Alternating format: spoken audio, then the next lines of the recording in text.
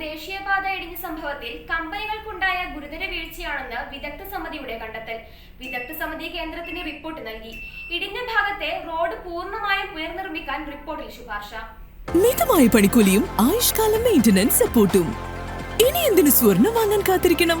Chemmad Toba ജ്വല്ലറിയുടെ showroom ഉടൻ സന്ദർശിക്കൂ. കൂരിയാട് ദേശീയപാതയിൽ സംരക്ഷണ ഭിത്തിയടക്കം തകർന്ന ഭാഗത്തെ 1 കിലോമീറ്റർ റോഡ് പൂർണ്ണമായും പുനർനിർമ്മിക്കണമെന്നാണ് വിദഗ്ധ സമിതി കേന്ദ്രത്തിന് നൽകിയ റിപ്പോർട്ടിൽ പറയുന്നത്. സ്ഥലത്തെ മണ്ണ് പരിശോധന ഫലപ്രദമായി നടന്നില്ല. ഡിസൈനിൽ ഉൾപ്പെടെ പാളിച്ചുണ്ടായെന്നും റിപ്പോർട്ടിൽ പറയുന്നു.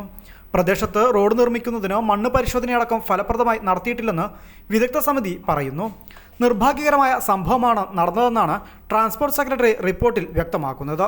നിർമ്മാണ കമ്പനി അടക്കമുള്ള ഏജൻസികൾക്ക് വൻ വീഴ്ചയുണ്ടായിട്ടുണ്ടെന്നും റിപ്പോർട്ടിലുണ്ട്. കൂരിയാട് മേഖലയിലെ നെൽപ്പാടങ്ങളിലടക്കം ആവശ്യമായ സാങ്കേതിക പരിശോധന നടന്നില്ലെന്നും ഡിസൈനിൽ വൻ തകരാറുണ്ടായെന്നും വിദഗ്ധ സമിതി കണ്ടെത്തി. കരാർ ഏറ്റെടുത്ത നിർമ്മാണ കമ്പനി KNR കൺസ്ട്രക്ഷൻസിന് വലിയ വീഴ്ച സംഭവിച്ചിട്ടുണ്ടെന്നും റിപ്പോർട്ടിൽ വ്യക്തമാക്കുന്നു. നിർമ്മാണ കമ്പനിയായ KNR കൺസ്ട്രക്ഷനെതിരെ നടപടിയുമായി കേന്ദ്രം രംഗത്ത് വന്നിരുന്നു. കമ്പനിയെയും കൺസൾട്ടന്റായ ഹൈവേ എഞ്ചിനീയറിംഗ് കമ്പനിയെയും ഡീബാർ ചെയ്തിരുന്നു. കേരളത്തിലെ ദേശീയപാത തകർച്ചയിൽ കേന്ദ്രം നിയോഗിച്ച 3 അംഗ സമിതിയുടേതാണ് റിപ്പോർട്ട്. IIT പ്രൊഫസർ KR റാവുവിൻ്റെ നേതൃത്വത്തിലുള്ള സംഘമാണ് റിപ്പോർട്ട് സമർപ്പിച്ചത്. News bureau, Tirurangadi.